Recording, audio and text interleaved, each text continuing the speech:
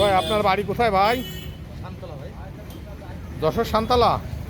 হ্যাঁ, আপনি এই ব্যবসা করে কতদিন? কয় বছর? ছোটকাল মানে কত বছর হবে? 40 বছর। আপনার বাচ্চা কাছে কয়টা?